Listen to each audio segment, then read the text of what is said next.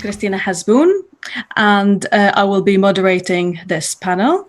As the title of the panel suggests, we will be discussing the amazing landscape of festivals in Asia. Asia is the world's largest continent and the world's most populated continent as well, and it has a rich and diverse culture and many beautiful festivals. And we're really lucky today to be able to have many of the wonderful directors who run festivals in the continent. And so we will be speaking about the festivals, when they're taking place, how long do they go on for. Also, we will delve into the music that they showcase, what types of music, what kind of musicians they host, in addition to perhaps whether they have any events and workshops. And we will try also to touch on the challenges that everybody is facing during this crisis that has hit the music industry quite hard, but at the same time, it has facilitated the cyberspace for all of us to come together and meet in this across the border. Yes, we will be looking at 3 videos from 3 of the festivals, and they will give us an idea of these 3 festivals. They will run in order: the Fuji Rock Festival, then the Al Balad Music Festival, then the Roof of the World Festival. So please enjoy watching these 3, and then we will delve into our discussion, and you will hopefully enjoy it.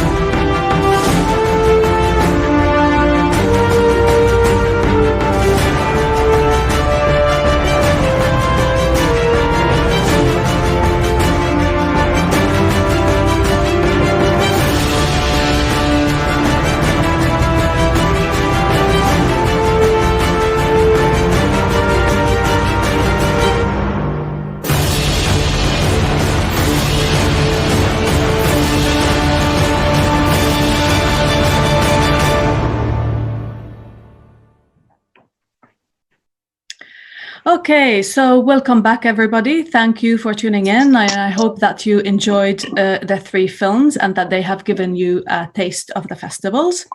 I will now welcome our guests. We have a rich panel, as I said before, from Cairo to Japan, covering a diverse range of festivals. So I would like to start perhaps in Indonesia, welcoming Agus Satyawan Basuni, Director of Warta Jazz. Hello, Agus.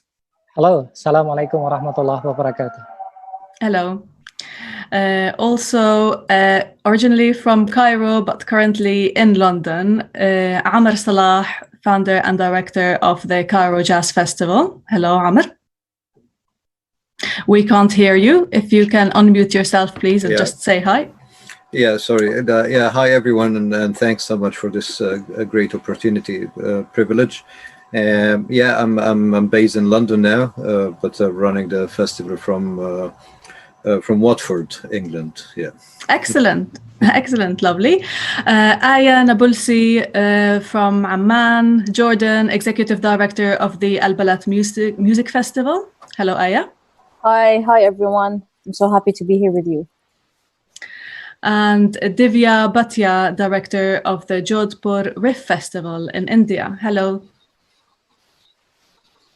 Hi, and welcome everyone. And I'm very, very excited and looking forward to chatting with everybody.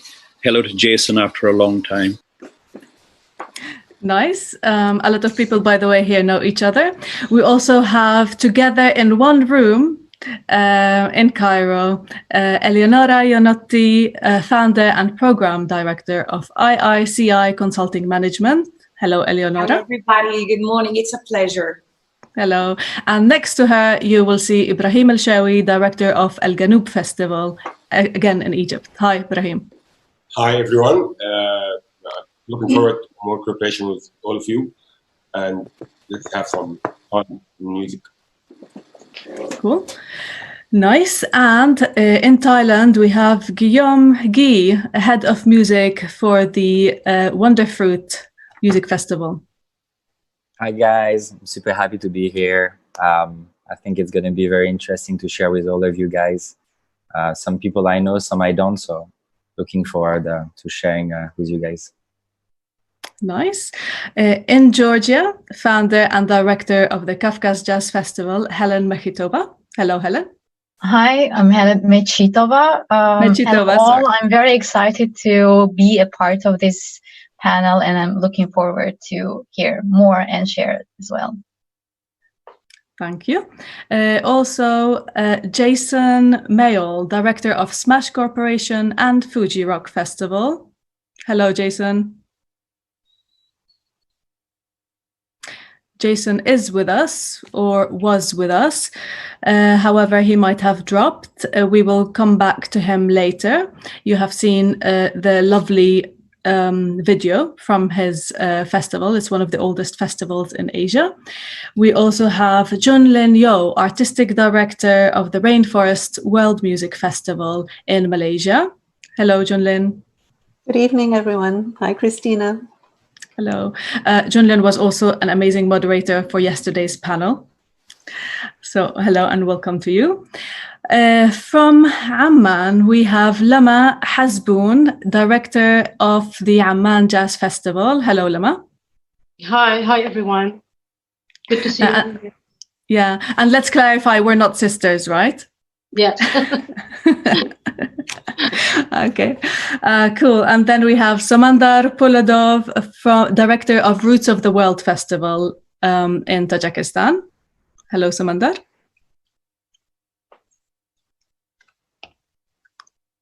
Okay, I can't hear him, and I think that he might have dropped off. We shall come back to him later as well. And last but not least, we have Teja Meru, advisor of Task Force for Music and Arts, and also director of the Hornbill Festival in India. Hello, Teja. We can't hear you. Can you please unmute yourself? Who are you after? Yes. Teja. Teja Meru. And well, Jason, we're after you too. Are you okay? Well, our internet connections are really bad in London. You know, we're kind of third world country here. There's global south problems. It's okay. Internet is unstable as well as the country and the world right now. Very unstable. I think the world is turning, Jason. Yeah. So I was just great. So this is Jason Mayall, director of the Fuji Rock Festival. Hello back to you, Jason. Hi there, everyone. Nice to meet you all, and nice to see a few old friends up there as well. So good. Great. And we will go back to Teja, director of Hornbill Festival in India. Hello, Teja. Now we can hear you and see you. Yeah, so good to see you. Namaste. Namaste from Nagaland, India. It's a pleasure to be with you and looking forward to hearing wonderful stories from around Asia and all the festivals. Thank you for the invitation. Thank you, everyone, and Asia Music Connect for making this happen. So without further ado, let's delve into all of these lovely festivals that we have here.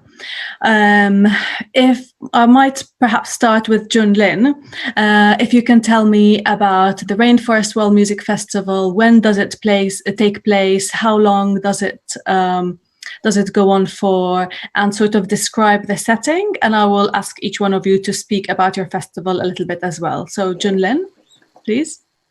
Thanks, Christina. Rainforest World Music Festival is in Borneo, and Borneo has 3 countries in it. It's a big island. The bottom 2/3 belong to Indonesia, and the top strip 1/3 belong to 2 states of Malaysia, with the country of Brunei nestled in between these 2 states. So we are in the state of Sarawak that belongs to Malaysia, right next to the South China Sea. And that's where the festival is sited as well. You know, one edge is the South China Sea and Santubong Mountains, not too far away from us. So 2019, we were 22 years old. Wow, that's a long time. Well, not as long as some festivals here. I haven't quite worked out whether to count or not to count the missing 2020, so I haven't figured that out yet. So it's a 3-day festival, and we have about 24,000 visitors over the weekend. And in 2020, we were going to have an extra 2 nights in the city as a city stage, but of course that hasn't happened. Yes, unfortunately, but hopefully next year it'll be bigger. Fingers crossed. Fingers crossed. Divya, shall we go to you in India? And if you want to tell us a little bit about the Jodhpur Festival. Yeah, the we are now in our 14th year, so still young, not as mature as Junlin's festival. And the festival takes place in the town of Jodhpur in northwestern India, in the state of Rajasthan, which is a desert state. I actually live in Mumbai, which is where I am right now in my residence. So my entire team actually lives across India. And the festival is primarily a festival for folk roots and indigenous music from the region, but also from the rest of India and international. We do a lot of international collaborations at the festival. What's unusual about the festival is that it actually takes place not just in the city, but in a 560-year-old palace, an old fort, which sits on a rock above the city. Beautiful. It's quite unusual. Yeah, and very beautiful. Also, I designed the festival keeping the full moon in mind. Because in India, our populations, traditional and even modern, Hindu, Muslim, a lot of people, the moon is a major player. So the entire festival is designed around the movement of the moon. And the dates of the festival coincide with the brightest full moon in North India. And I think we're the only contemporary music festival in India. Our dates shift every year. So this year, the dates are the 29th of October onwards. So I'm hoping I'll be able to hold a festival, or at least a part of it, by then. But time will tell. Let's hope I must say, though, I just want to put this in. Yeah, not to take too much more time, but the key purpose of the festival is really to impact the livelihood of the traditional performing artist of Rajasthan. That's it for me. Lovely, lovely, because it does focus on the roots within the region as well, correct? I think neighboring to you is Guillaume and the Wonder Fruit Festival as well. If you can tell us a little bit about it. Yes, so we may be the baby festival here. We're last edition was our 6th edition, and we're planning our 7th edition that is supposed to happen in December. It's a festival that is happening near Bangkok in the nature. It's happening on a very, very big site. The site is as big as 150 football fields. We have mountains, we have rivers, we have lakes, we have jungles, and we have a different music stage in all this natural environment. The festival started as an initiative to promote sustainability. So we have a lot of actions towards sustainability. I can talk more about it later. And last edition, the baby is growing. We're growing by plus 50% every year. So we reach about 15 to 20,000 people on site per day. And it's a 5-day, 4-night festival with a music program that is running all day, all night, all day, all night. I'm the head of music, so I do everything related to the music, so the bookings, but I also take care of all the coordination, logistic, and also all the AV, so sound, lights, and everything. So. Great, great. Shall we now go to Lama and the Amman Jazz Festival? Lama, do you want to tell us a little bit about the Amman Jazz Festival? Well, I think we're the youngest festival, actually. No, not really, but we're 9 years. It's not a competition. No, it's 9 years old this year. It was supposed to happen in April, but we moved it to October, hopefully. And well, we have, I'd like to say it's a very small, cozy festival that happens over 5 days in a theater. And then we have lots of music performances happening across the city, in public places, in pubs, in cultural centers. So, yeah, we take jazz everywhere. And yeah, the capacity is small in terms of audience, because it's divided over like many venues and small theaters. Well, I think that this is a challenge within the jazz scene anyway, right? And it's the relationship between space and the venue. And in Amman, I guess that's one of the characteristics of Amman, and it's one of the challenges of your festival, perhaps? Yes, true. And we're growing, but slowly, but surely. Yes, and yeah, like it sounds amazing.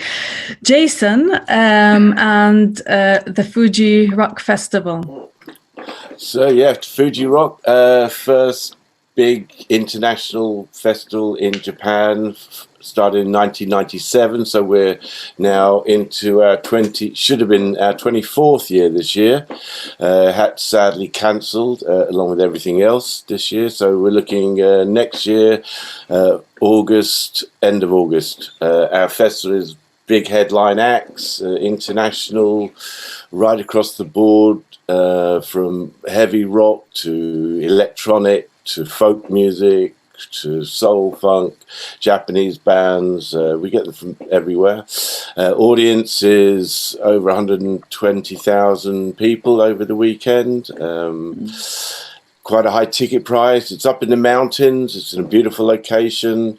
We cater to make sure the food's really good, the music's really good, and everything else is really good. So that's what we're up to. And how do people usually get to the festival? People, there's a train that takes you to half an hour away. So we have lots of shuttle buses. People come by bicycle, by car. We have quite a bit of car parking. It's a ski resort, so it's geared up for taking lots and lots of people over the winter. But in the summertime, it's completely empty. So we literally have quite good, really good facilities on site. But there's camping, so 25 to 30,000 people camping over the full weekend, which is quite impressive. Nice. We can often Yeah, if you can just remind the audience, when does it take place? It usually takes place the last weekend of July, but considering the Olympics this year, we moved it till August. At the end of August, so it should be in 3 weeks' time. So this year we've had to cancel. There's no foreigners allowed into Japan. There's no visas being issued.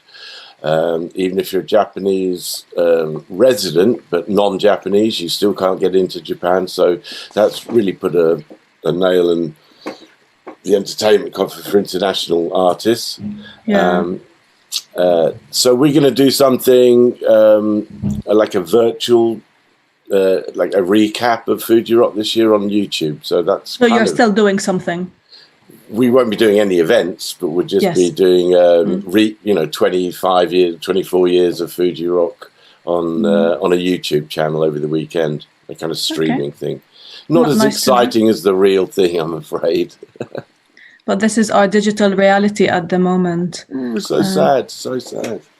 People like to. I was listening yesterday to somebody's panel, and he said exactly the right thing, which was people go to festivals not for the music; they go to hang out with people. And so, if you can't hang out with people, then it's a really sad world we could be living in. Yes, I think this is a whole debate about physical distancing and social distancing and the implications of it on our whole industry and how we're coping with it, which we will come back to later. Teja, would you like to tell us a little bit about your festival? Sure. The Hornbill Festival is one of the biggest and the most colorful cultural festivals of India. It runs for 10 days. It's a 20-year-old festival. And every year is held from the 1st to the 10th of December. Nice. So Nagaland is, we have 16 very colorful tribes. So it's a sort of a meeting of all the 16 tribes in their entire colors and food and dances. So it's been doing very well. Now, alongside the cultural aspect, we also host what we call the Hornbill Music Festival. Again, which runs for 10 days. It's a 20-year-old music festival. And last year alone, we had about 500 musicians who performed over 3 sort of different locations. About 5 countries participated. So it's a growing festival, and we are very excited. Unfortunately, this year we will have to be going digital, as most of our counterparts also doing. But these are exciting times, and we can't wait for times when things will really get to be normal again. And of course, through this discussion, hopefully that our network also will grow bigger, and we'll get to attend many or all the festivals that have been discussed here, and look forward to those days. Yes, there's some amazing settings and very unique ones as well, whether it's in nature or thank you, Teja. Whether it's in nature or in old cities and city centers, which brings me to Aya. Do you want to speak about the Al Balad Music Festival? Yes, Al Balad Music Festival started in 2009. It's biannual festival, so we're currently preparing for our 7th edition that will take place in June 2021. The festival takes place in the Roman Amphitheater in downtown Amman and the Odeon Theater. It's a very authentic venue. There's 2 theaters, so the small theater have the capacity of 500, and the bigger theater have the capacity of 6,500. So it usually runs for 5 days with different alternative Arabic music bands and artists, residencies, and international collaborations, basically. Nice. And it also brings the community together, right? Yes, similarly to Lamas. Because you engage people. Yeah, of course. This is the most important and the unique thing that we do. It's the audience and the different audience backgrounds where they come together to meet in the festival. So, yeah. Nice. Agus, perhaps would you like to tell us about the Roof of the World, Warta Jazz Festival? Okay, first I have to clarify that the Warta Jazz is not festival, but Warta Jazz is the end ecosystem of jazz in Indonesia, and we run at the moment 10 different jazz festival.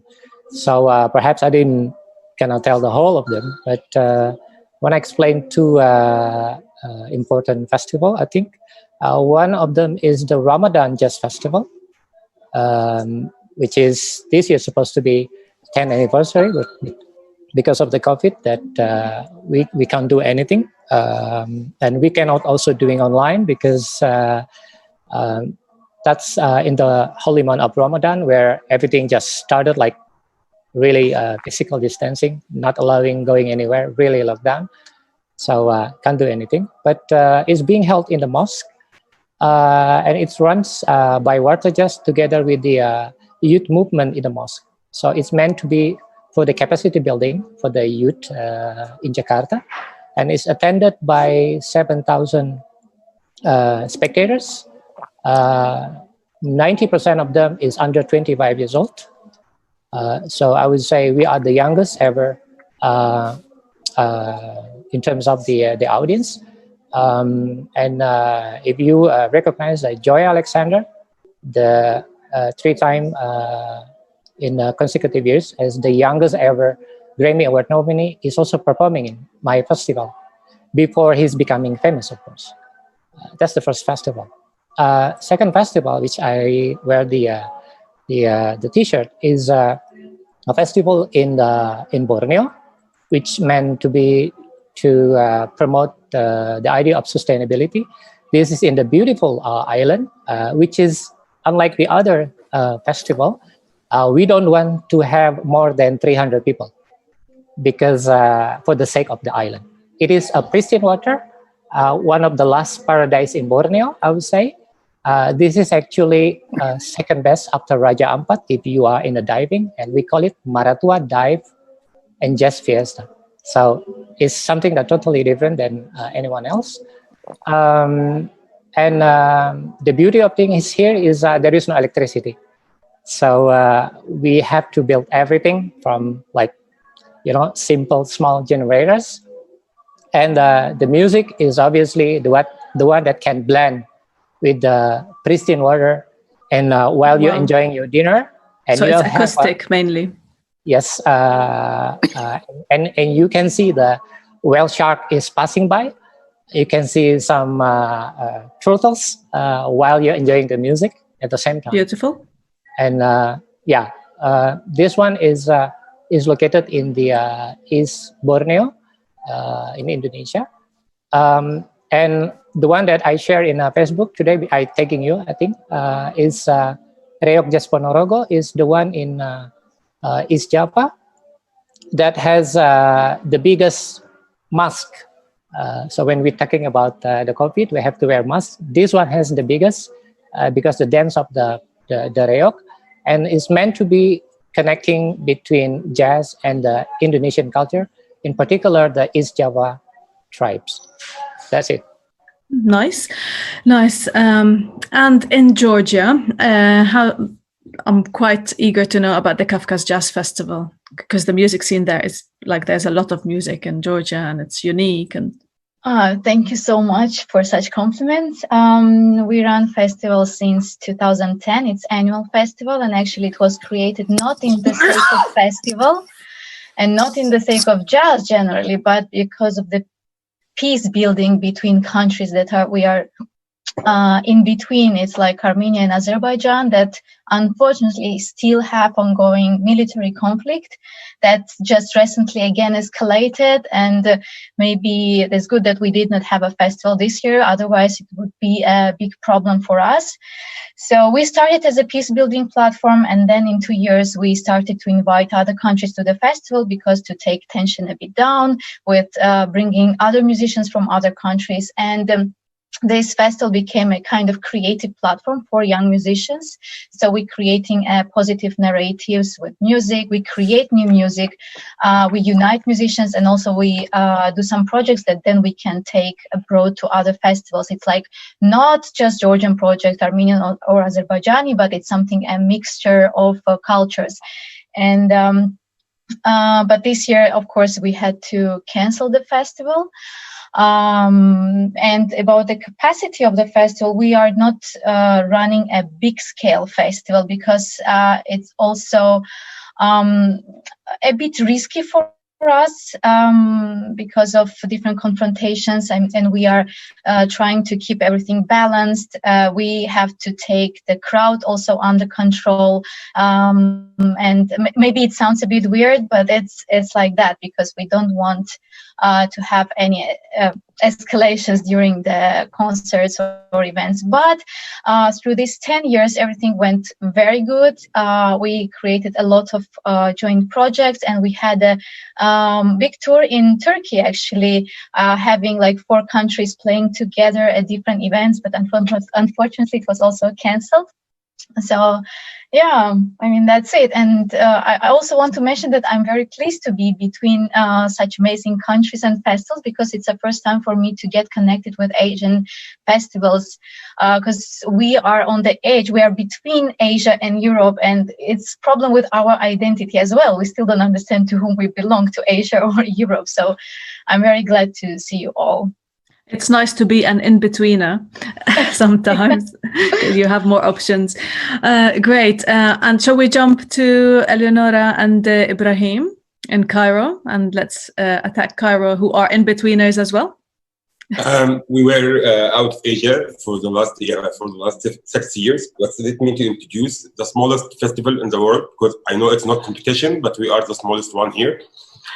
We started 2013, based on it's a small music gig, and to listen to our musicians during our vacation and spring break in Marsa Alam. It's south of Egypt, and then we start to grow bigger every year.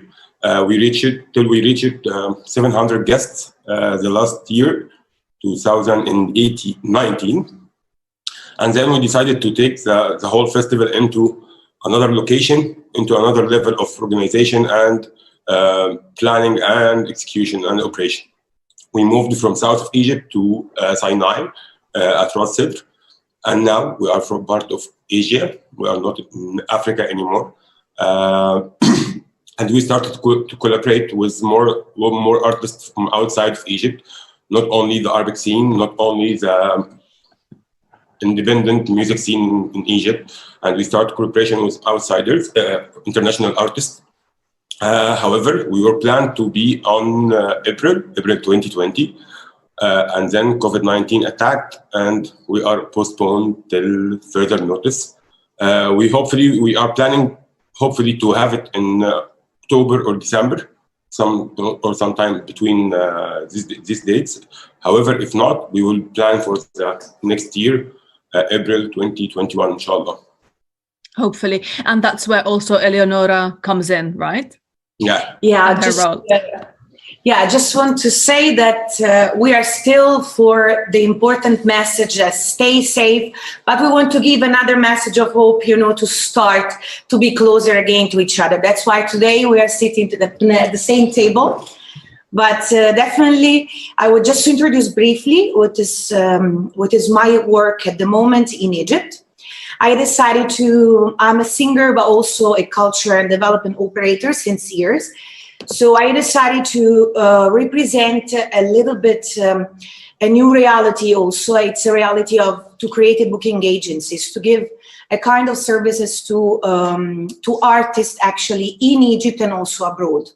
I'm Italian living in Egypt, so I decided that could be a very important message to create collaborations and support projects of mixed nationalities. And that's what actually my company is doing.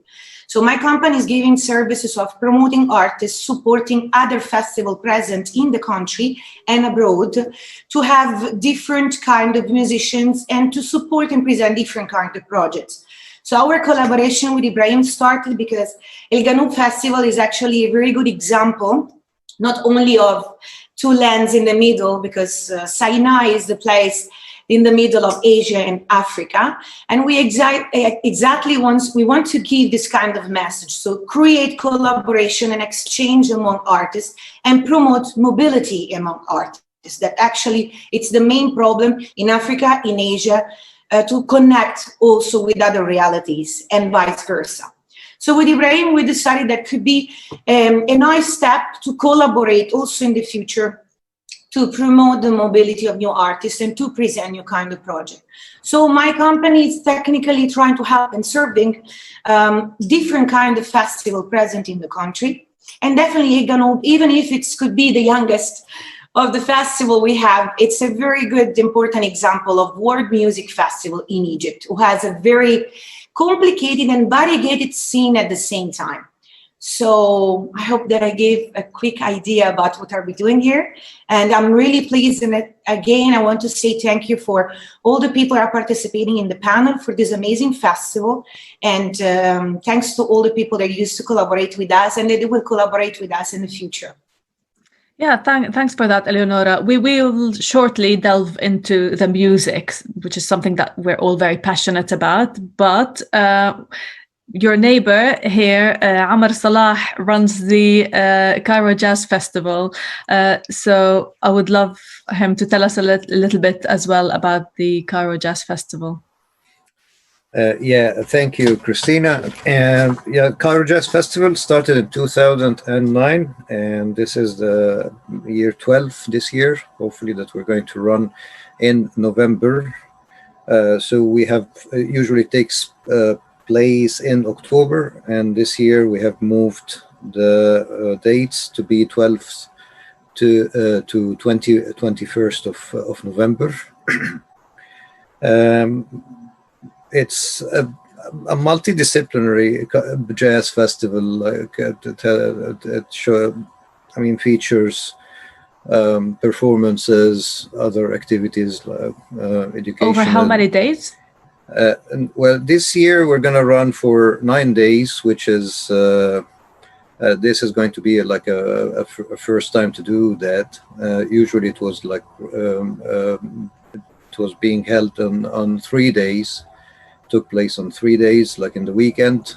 So this year we decided to expand the festival dates, so to allow more exposure and more like to relieve the program a little bit, so not to be congested with, because that's how it used to be when it was on the weekend.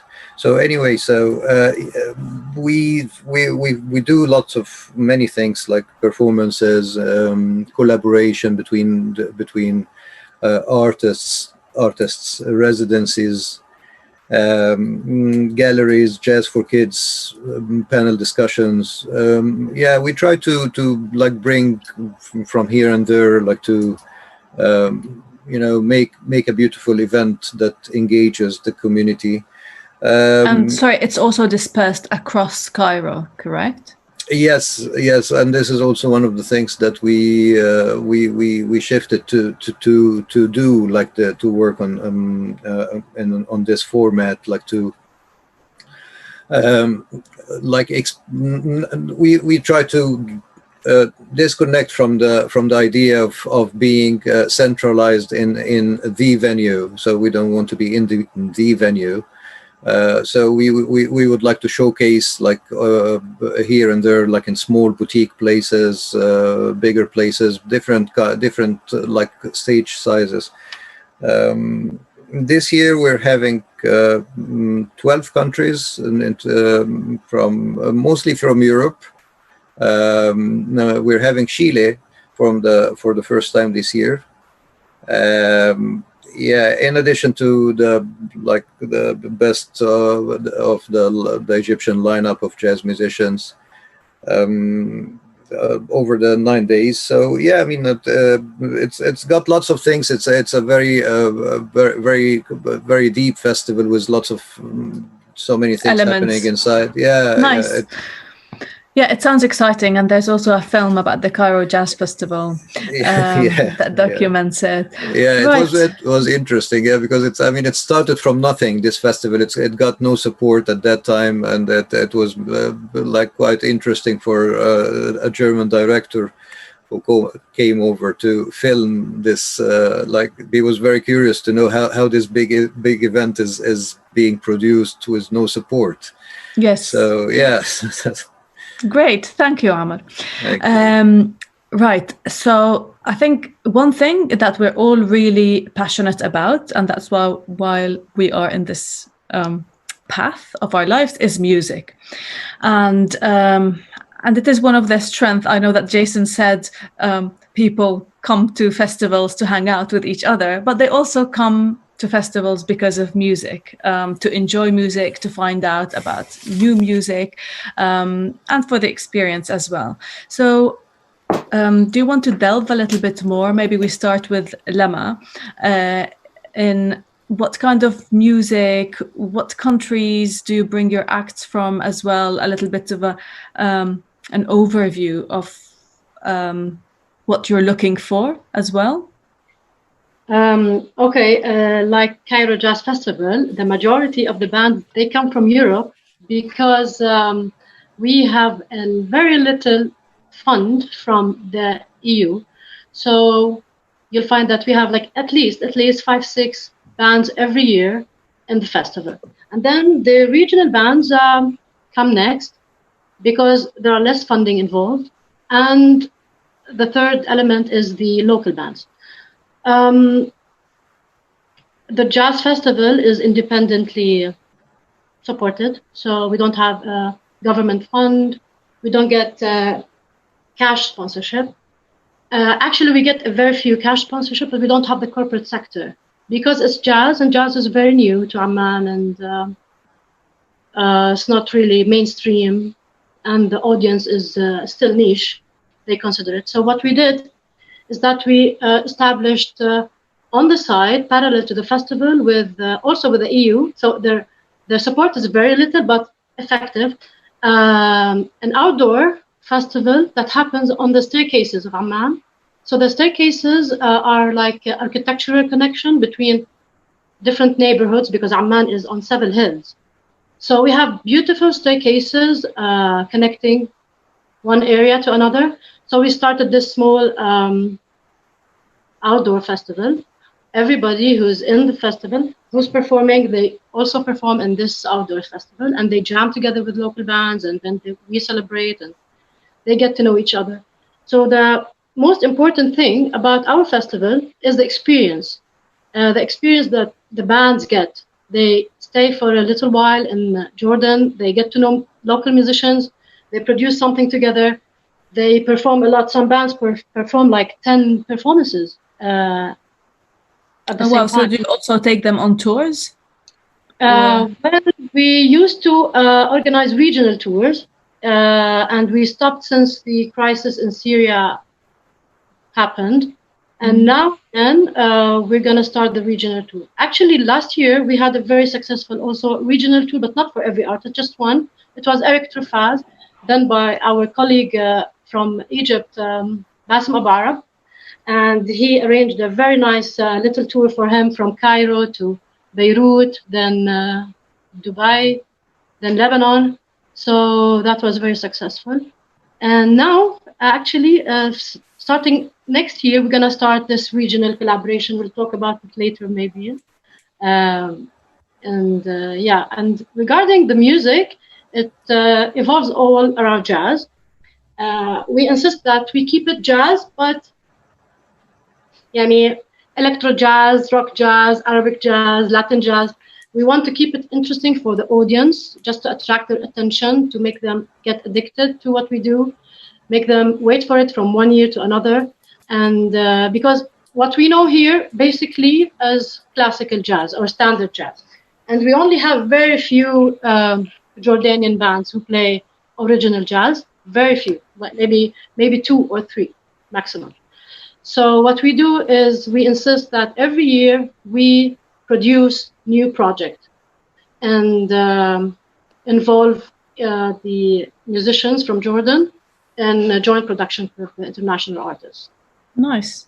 And Junlin, in comparison to that, I guess that the Rainforest World Music Festival is quite diverse, and you look at music from all across the board, different genres. Is there anything specific that you're looking for in terms of music? Well, we embrace the world, and it's world music. The festival is owned and supported by the Ministry of Tourism and the Sarawak Tourism Board. So, we invite the world in where bands are concerned, and audience as well, of course, because, to come into Sarawak. So I do everything from roots, traditional, some more classical acts, world beat, collaborations, different music genres, DJs. But the glue that holds it together is that it must have some cultural or ethnic identity element. So, it's the world music.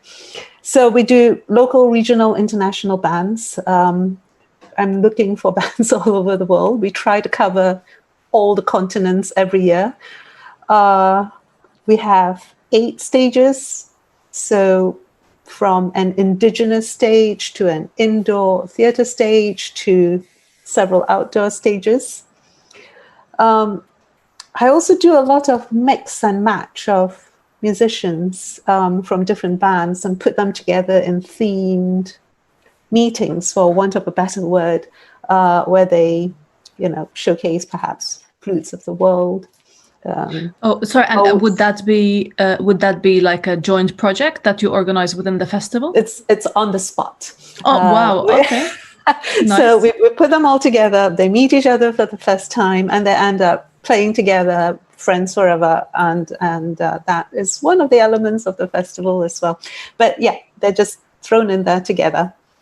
And so, we do lots of interactive dance workshops, drum circles, tutorials, tribal long dances, which is why I've been wanting to meet Teja. Teja, I'm a great admirer of your Hornbill Festival. And last year I had the Sangtam Nagas here, which was just amazing. So I'm so happy to meet you. So we do everything. We do bits and bits of everything. Great. And perhaps this is where Teja can tell us about your music and musicians and lovely dances as well. We can't hear you. Can you unmute yourself? Or I will unmute you. Have you tried? Okay. I'm trying. Okay, I've unmuted you. Cool. Yes, now we can hear me now? Yes. Okay, so like I said earlier, the Hornbill Festival takes place for 10 days. It's one of the longest festivals in the country. And I would say, without a shadow of a doubt, it's one of the biggest cultural festivals, cultural tribal festival. We have 16 very colorful tribes in Nagaland. And one thing that sets Nagaland unique is all the 16 tribes have their own way of life, their food habits, their dances, their dresses, and even the songs, and in their own dialect. So it's a coming together of all the 16 very colorful tribes over the 10 days that happens at Kohima, at a place called Kisama, about a kilometer drive out from the capital.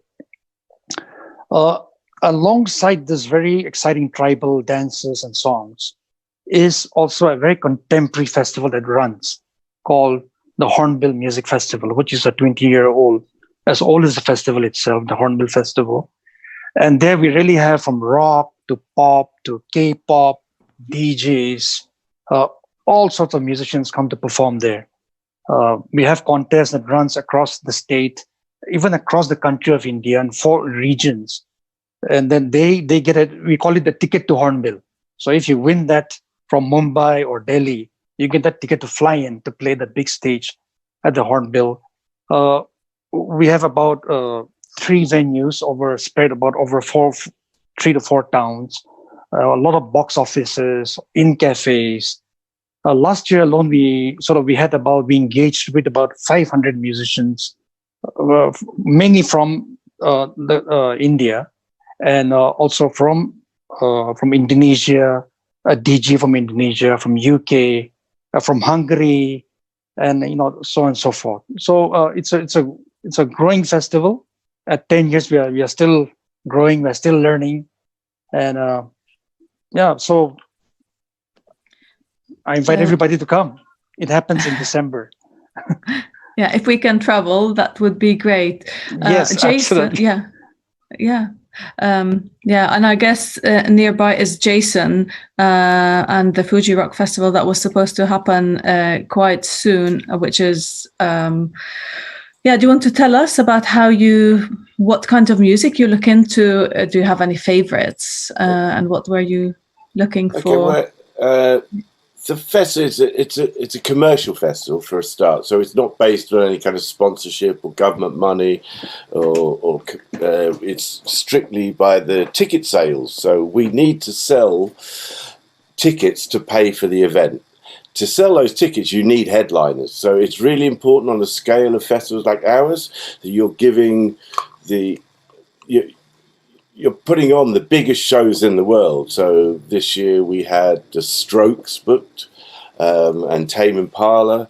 And of course, those are the sort of bands that bring these incredible scale of production so that you can go and stand there in a field, but you can watch something that costs $1 million or more. We also have 17 stages, so you have, and the audience is very wide. So you have from old people like myself and older, and all the way down to grandchildren and small kids. So we accommodate. And there's activities for them as well. We have a whole area of kids land. We have circus. We have. I'm always creating kind of artistic spaces so people can find something new. So it's not just about the big things, it's also about the little things. So we have the smallest nightclub in the world called the Minuscule Sound, which is 4 by 8 foot with a DJ in there, live music, and literally you can get 10 people inside. So we have the smallest and the biggest stages. I think that's really important.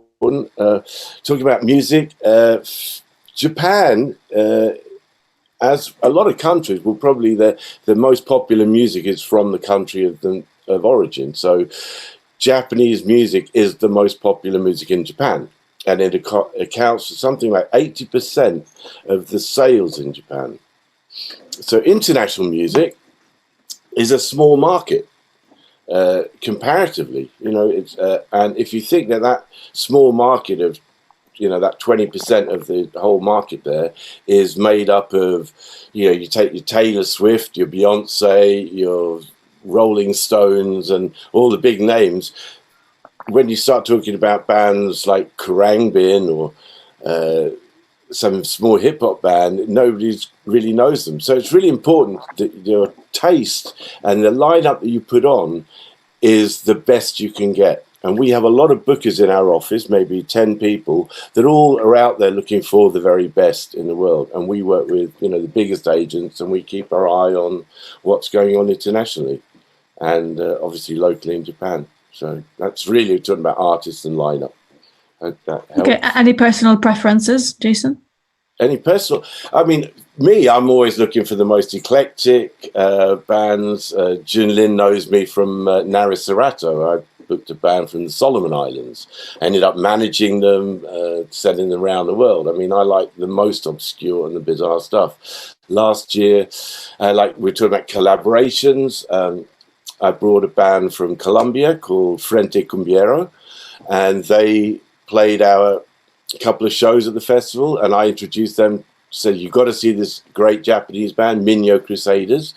Ended up Minyo Crusaders went down to Colombia, went into the studio with Frente, and they're releasing a 4-track EP collaboration any day now, and it's absolutely fantastic. So to be a part of those sort of putting things together, Japan, Colombia, it just feels really, really great, especially when the music's phenomenal.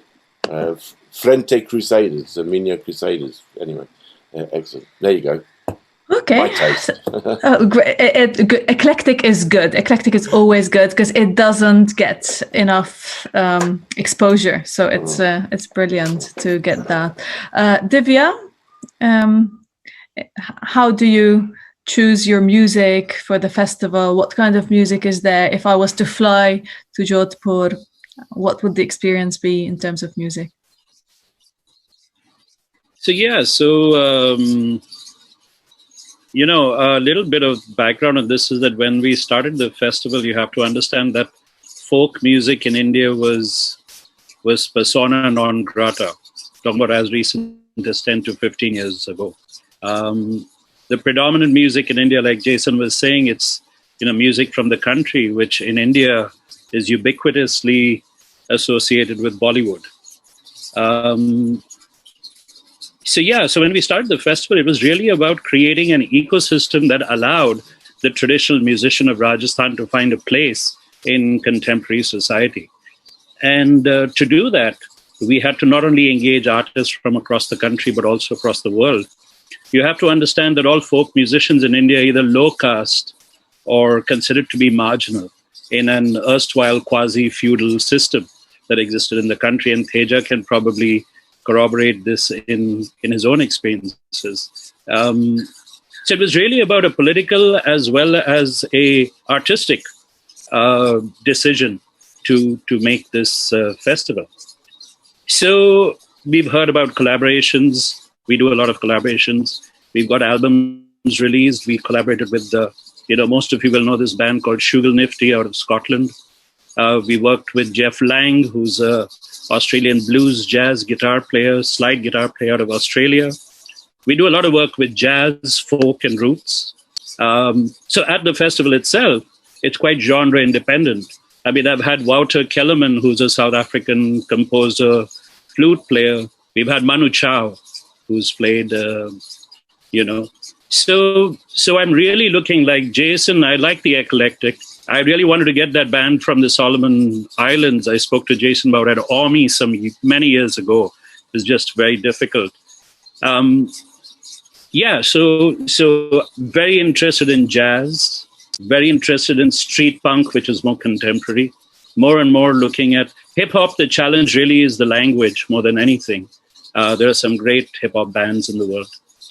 Getting a lot of reggae, definitely doing some. What we try and avoid at the festival is really looking at Indian classical or Bollywood music. We are not a commercial festival, though a lot of us, our income is from ticket sales. We are not for profit. And we actually produce collaborative work and send it across to different parts of the world. We've showcased at Womex, performed at the Cervantino Festival in Mexico, taken to a lot of shows in tour in Australia. So we're really looking to collaborate first and foremost. So when I'm traveling, I travel the world to look at artists. It's really find artists who have some sensitivity towards the texture and the language of what a folk or roots or traditional indigenous artist has. And that artist could be anybody. It could be a contemporary artist. We've collaborated with DJs, etc. And the hope is that we will create products which have a longer life, not just at the festival, but also take it beyond. And we've created groups which now travel the world. The big challenge, of course, is, I didn't mention this earlier, but the reason why we work so much with the folk musicians is because they're highly talented artists, but extremely poor in Rajasthan. And yes, it's a hardship for them. Sorry. Yes. And I think it's very important to highlight the fact that giving voice to those who are unheard is very important on stages. Yeah. Totally, everywhere. And the reason why we do the festival in this fantastic fort is because traditionally, these very folk artists would be coming in through the back door. They would never be allowed into the main areas. So it's quite a radical shift in a semi-quasi-feudal state to actually have the artists take center stage, who otherwise would not be allowed into the main palace whatsoever. One last line I do want to say, I know there was some talk about COVID. So right now, because there's no work for these artists, there's not even work for them as laborers, we've actually been running a relief program. It's the first time. The festival was never designed to run relief work, but we've had to do it. We couldn't not do it. And we've been quite successful. We've supported about 1,500 families so far with food and now with income. And Songlines did a very small but lovely piece on that work. I think it's very important in this time not to forget that our musicians are so critical to our lives and to our cultures. Yes, I think that the fact that the music industry has been hit so hard by this crisis, we are the last to be opening, most probably. There's still no clear guidelines or plans for when live music will be back. There's a lot of challenges that we will be facing in the next year, and perhaps even longer. So maybe since we don't have that much time left, shall we discuss a little bit what challenges are you now facing and how are you trying to cope with the uncertainty that's in the air? And coming back to Divya's pointing out to to the music of minorities and those who are perhaps marginalized. Maybe Teja, you can elaborate a little bit on what's happening with you. Yeah, over the last few months, it's true, like you said, that many have lost jobs, gigs. Hello. Okay. Yes, Can you hear Teja? me? Yes, we can hear you, but we have lost signal. Okay, we are having problems with Teja. I think there's signal problems. Perhaps, Guillaume, would you like to talk about your festival a little bit? And we go back to Teja once he's back. Yeah. So Wonderfruit has a little is probably a little bit different compared to other festivals. To give an idea, we had 22 different stages last edition. The more the festival is growing, the smaller the stage capacity are. We are not a music festival, we're an experience festival. I'm the head of the music department, and there's 6 different departments proposing content. So having a Wonderfruit experience is a very rich experience where music is one part. About the music, we have stage that are proposing underground techno music in the jungle. We have stages that are proposing atmospheric jazz by the river. We have stages that are on buses moving around the nature. We have stages for... Wow. Sorry to interrupt that, but that sounds amazing. But are you looking into social distancing or physical distancing between these people now, or how is it looking? So this festival is happening in December. We're still looking at the date to confirm the date, and we're still looking at how the regulations are going to evolve.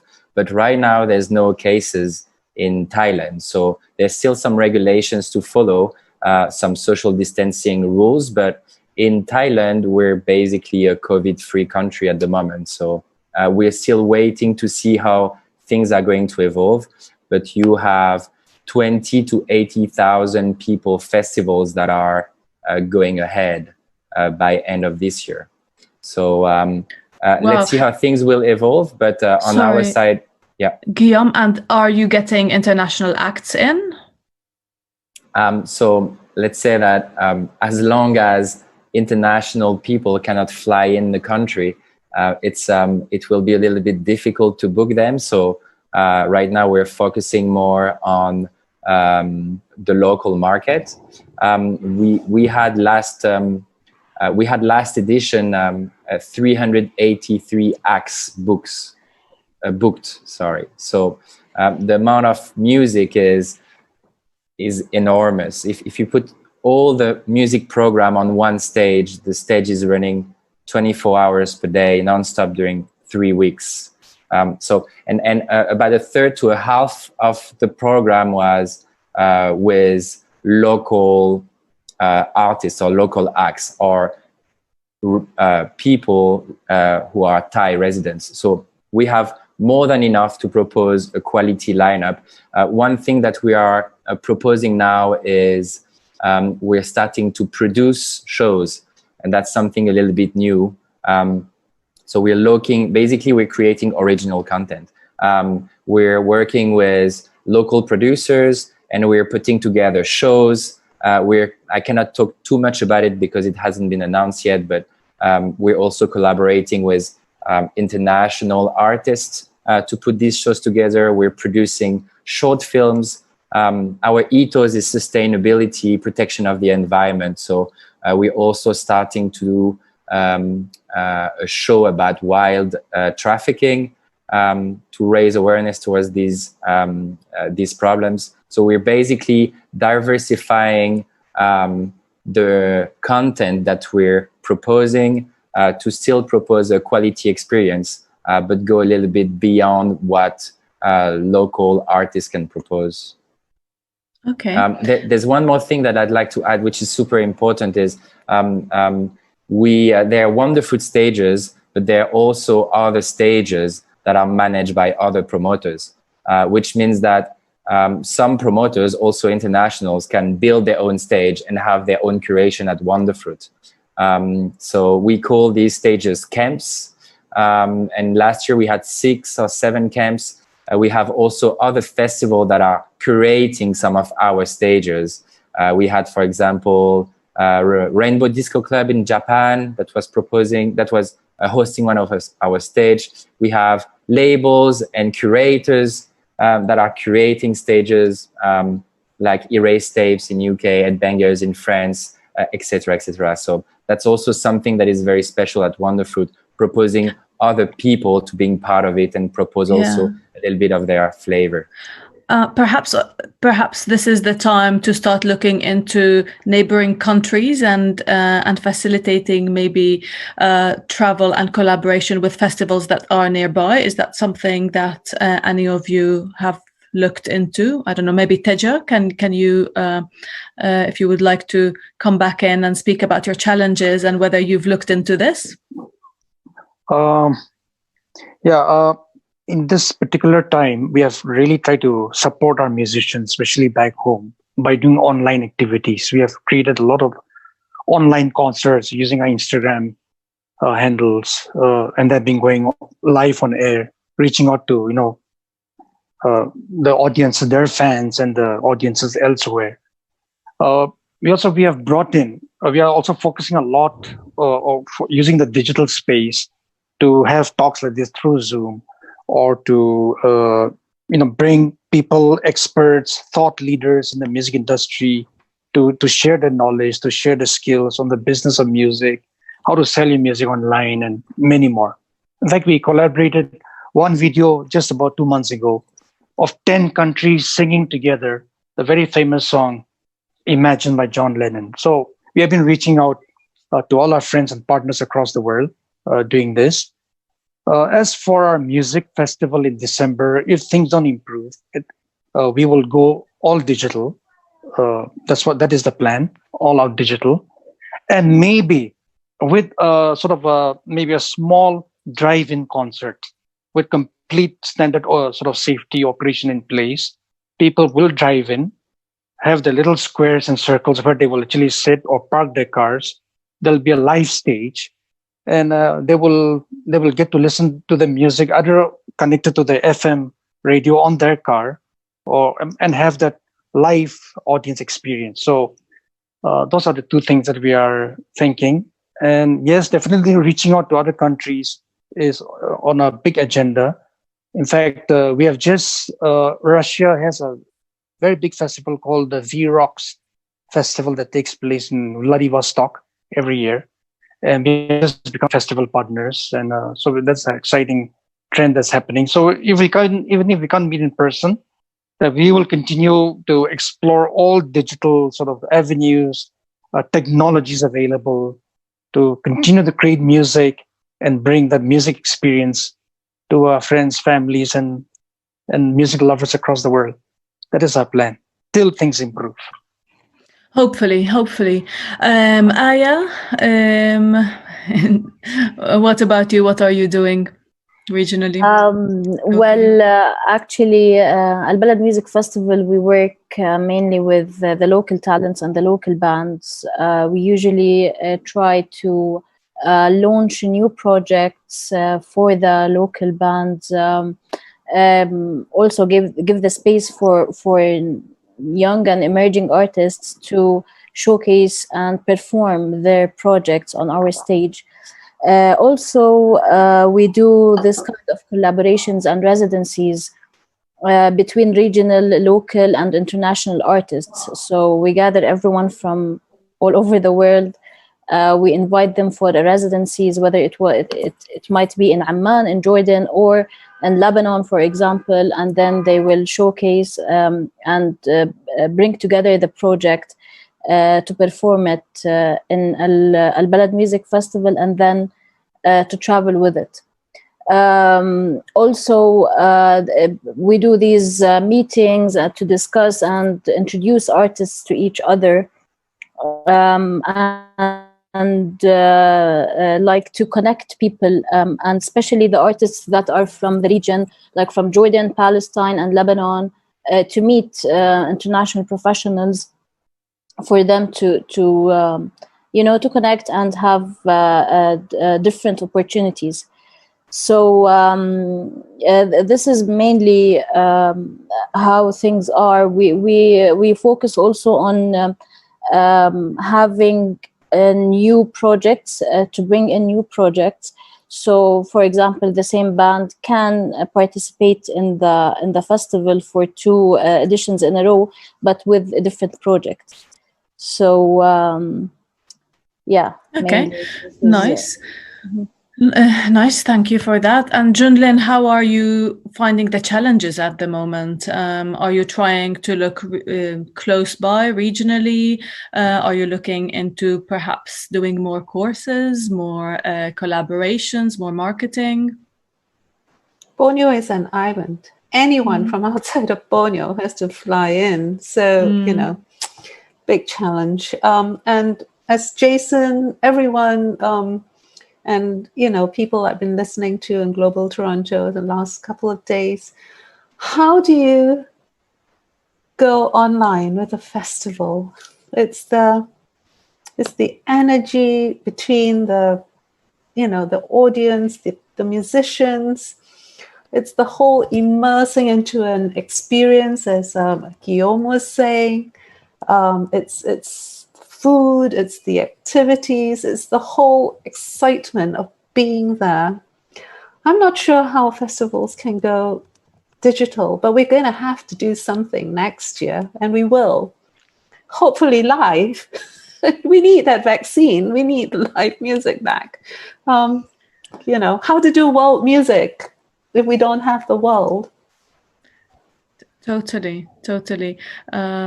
Agus, perhaps would you like to say something about the connectedness and not being connected as well? Okay. The challenges. First thing that I would like to highlight, that Indonesia probably compare with their populations and the one that being presents in the Instagram, we are the largest one. There are 73 million Indonesians, mostly youngsters under 30 years old. While the other countries, like the biggest one is States, 130 million, India, 100 million, Brazil, 91 million, compared to the size of the population is like, is completely different than the one that in Indonesia. Why I mention this? Because in about 2 days, we will announcing a project that we call 2020 88 2020. It is a project to celebrate 20 years of anniversary of Warta Jazz, from the ultimate jazz source to become an ecosystem of jazz in Indonesia, which is nice. And how is that dealing with the challenges? Are you taking? That's what I'm talking about. We are helping to promoting Indonesian jazz and world music artists to the world, and we facilitating the world of jazz and world music to Indonesians by first to create this project in about 20 days. We are calling every single jazz musician that still live on earth to join us. And we're making a global list of jazz millennials, which is the one that born 1980 to 1995. So any of you who watching this and you are falls the category of jazz and world music, you can contribute by making an arrangement of Indonesian children's songs. Why children? Because we used to be children, kids, and then some of us may have kids, and the future belongs to the kids. Okay, and that's a nice one. That's a nice that the children. And basically, we would like everyone to together in November, because we're gonna make the Indonesian World Jazz Expo, and it will be connected through the online thing. So it's open for everyone to join in, and I welcome you all. Okay, beautiful. Thank you, Agus, for that. Now I'm trying to think, where haven't we been? Perhaps Jason, Japan, or Helen in Georgia. Or Jason. Yeah, so social distancing, how it works. Currently in Japan, it's the venues are starting out with a 50% capacity. So I think certain shows can go on with 50% capacity. So certain small clubs are happening with small numbers. No international acts, as I've said, are allowed into Japan, or so there's no chance of gigs going on. We do, our company, not just Fuji Rock, but we have another festival in October. We're currently in decision as to whether to hold that festival in October with just Japanese bands, 50% capacity, but with the troubles of access, transportation, local lockdowns, which are happening, in all over the place. Certain prefectures will close down, locking in. So I think it's pretty unreliable that things are going to get back to normal till hopefully we're looking at rescheduling shows, headline shows of international artists. We're looking at rescheduling those from March, April, May, possibly next year. But, my fingers are crossed for Glastonbury happening in June next year. But considering the way it's going in the UK right now, it doesn't look that promising, I'm afraid. No, the UK looks challenging. I mean, it's not just the UK, it's all over Europe, it's all over the world. And if people cannot travel, then, things are going to get a lot smaller, and festivals will be more and more localized festivals. So I think we should be not looking to go huge, we should be looking at going small. Things like Coachella Festival in America, Glastonbury Festival UK, these festivals, Roskilde, where you have 200,000-300,000 people attending. These are the ones that are going to be hardest hit. I think the smaller nightclubs, smaller festivals like the Rainforest Festival and sounds like the Hornbill Festival are able to small and build up locally. But on a big scale, this is crippling, I think, for the industry. So we're going to have to find another way out of this, and I'm afraid it will not be digital.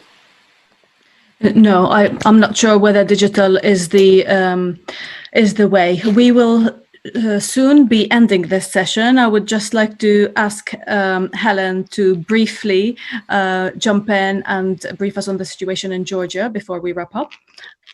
Thank you.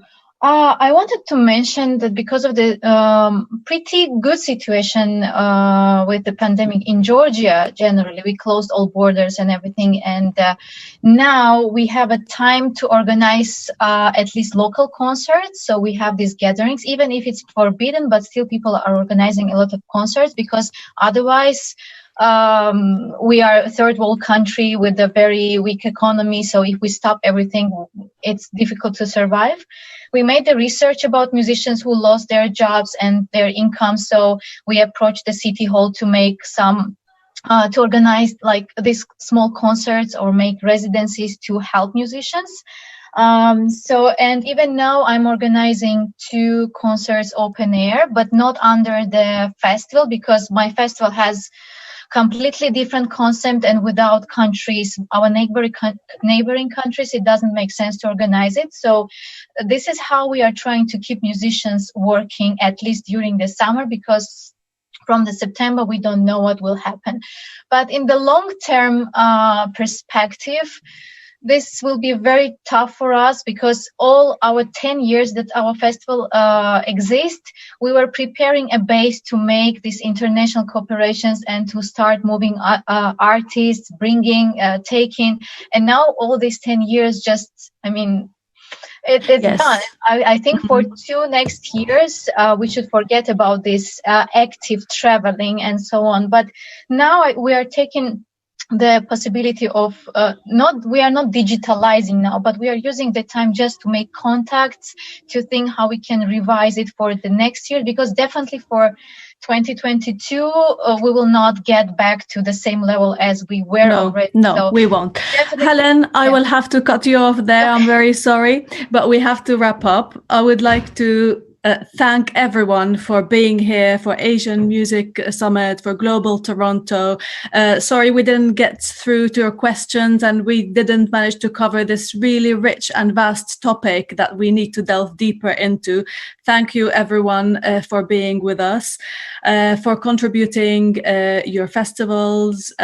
Please, to the audience, if you would like to visit the websites or Facebook or social media of each one of the festivals that are here, then please do that. And also, stay tuned. We will be taking a break for 28 minutes, and then we will be coming back. If anyone would like to say any final thank yous or any final words, please do join me now before we wrap up this session.